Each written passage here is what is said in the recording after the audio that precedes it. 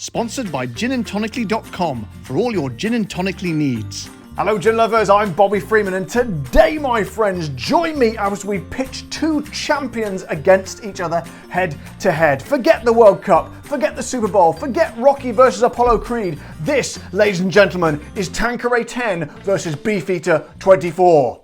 Bring it on! But just quickly before battle commences, once again, thank you very much to my sponsors, ginandtonically.com. Head over to ginandtonically.com, ginandtonically.com for much more professional look into gin than you will find on this channel.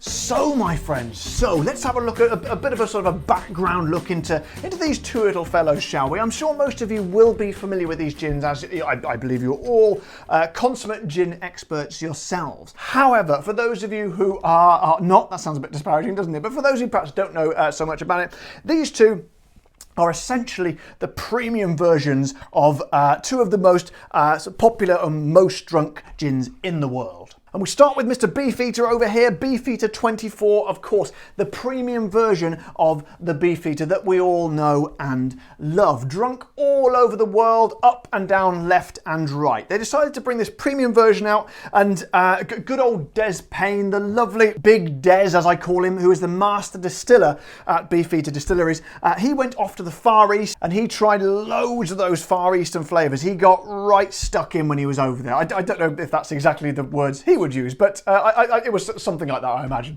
And he really liked what he tried over there, and he's looking at things like Chinese tea and green tea and all sort of oriental spices. So he came back and he experimented and he tried different ways of doing things and sort of different measures. Well, again, I'm sort of assuming this, but I have no idea, but I imagine that's what he did. And personally, when I first tried Beefeater, I was like, surely nothing can improve on this. I just thought this was a stronger version of it, but how wrong I was. Let me have a little blast on this, my friends, to refresh myself. Oh, man alive. Oh, God. It never ceases to... I've tried this gin loads. Look, the bottle's almost empty, but it never ceases to amaze me. When those flavours get on your tongue, they just dance delicately like a sort of choreographed group of oriental dancers tip-tapping along the tongue. And yes, that is a pretentious way of describing it, but I think it's a good one. I think it's an accurate one. It's beautiful. It tantalises, and it just... Every flavour in there is just expertly, exquisitely balanced in there, and it is just such a perfectly honed gin, and it has a beautiful, wonderful bottle as well. I love it. The one that doesn't always look pretty on your shelf, and I am a sucker for the packaging at the end of the day. But yeah, absolutely spectacular, and it won in the head-to-head test against its younger brother, as you would expect, because it is a more improved version of it. Which brings me neatly on to my old friend over here, Mr. Tanqueray Ten, and I hold these two in such high and sort of equaled esteem that it's going to be a real tough one. This was suggested by a few people when I did the Beefeater head-to-heads and the Tanqueray head-to-heads. But oh damn, you've given me a hell of a tough job, if I may say so, because again, the original Tanqueray is fine, nothing wrong with it, but they upped their game with this one stupendously. And one of the main things that they sort of changed in this gin is they put whole citrus fruits in there rather than the dried up peels. Dried up peels is fine, works very well. It certainly works very well in the standard versions of both of these. But something magical happened, and I'm amazed that more gin companies don't do that, to be honest. Put these whole citrus peels in there, whole citrus fruits in there, because what a flavour it creates. It really does. It's like, in fact, let me just experience those flavours now. 1 second. Oh, man alive. Again, these are both gins that I've tried a lot, plentiful, many times over the years, but every time I don't think it dulls. Each time you try it, it does not dull. Those senses are stimulated in exactly the same way, and you never get bored of it.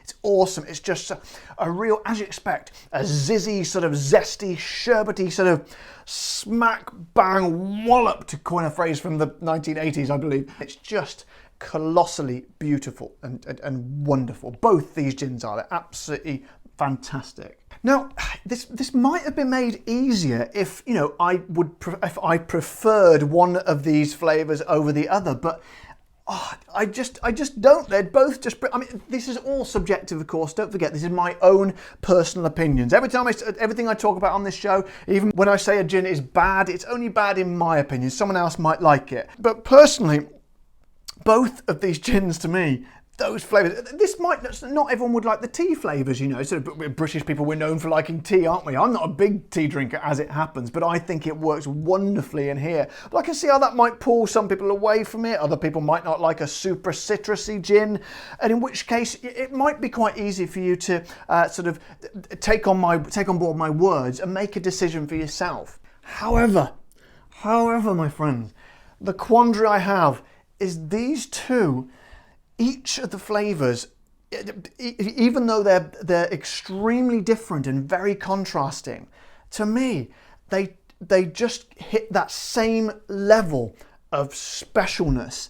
And they do it in a different way. They take a different path, a different route to get there, but they arrive at the same spot, that gin nirvana. And it makes it just, oh man, it's like choosing between one of my children who's my favourite, because they're both wonderful, absolutely brilliant. So what am I going to do? What am I going to do here? Because I need to do something for you, because, you know, you watch this to try and find a winner. So, oh man, this is the toughest one I've ever done. Oh God. Okay, look, I've done a lot of thinking about this. I've done a lot of thinking and agonising and pontificating. I'm not even sure if I'm using the word pontificating correctly, but if I am, then I've got to come to a decision. And I feel I need to apologise for this, okay, because there's nothing worse than a dreadful fence sitter, in my opinion. Someone who doesn't come down either side of the fence. They just go, oh, I like it all the same. However, this is the first time, I've done a few of these comparison videos, this is the first time I'm going to have to declare it. I can't believe I'm doing this. It is a dead heat. Have you ever seen those clips of a boxing match or a UFC match where both fighters throw a knockout punch at exactly the same time and knock each other out? That is one of those. They literally, it's impossible to choose a winner out of these two. So for the first time ever on No Nonsense Gin Drinking, I'm going to have to declare it a dead heat, because there's no way that I personally can pick between these two awesome gins. You will be equally pleased and surprised, and sort of you'll have an equal sort of level of enjoyment, whichever one you choose. However, they're not going to get away with that easy, because I will say something was brought to my attention after I pitched this one against the previous Tanqueray, the original Tanqueray. And I've said this in my a video a few weeks ago as well, so it's worth picking up on again, I think. Some of my subscribers and viewers let me know in the comments below the video where I did the two Tanquerays compared, that this one, in some countries, although it's not that much more expensive than the original Tanqueray here in the UK, in some countries it can be up to double the price. And to me, that's taking the piss a little bit, to be honest. I think that is too much. So what I would say to you, that's not always the case, but what I would say, if you would go into a bar or a shop or a store or wherever you want to buy this stuff, and they had both of these and you were faced with this quandary, okay, here's how you pick. Go for the one that is cheaper, okay?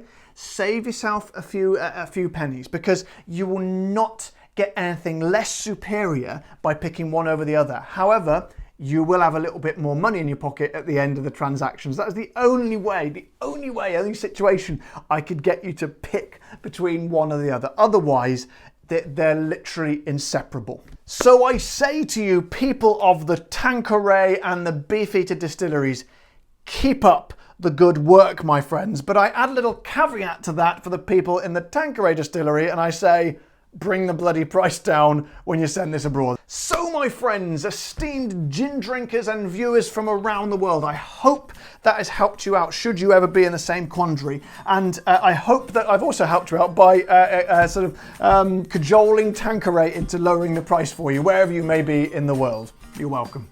And as always, my friends, if you have enjoyed this video, don't forget to subscribe to my channel and press the like button. And of course, check out my sponsor, ginandtonically.com.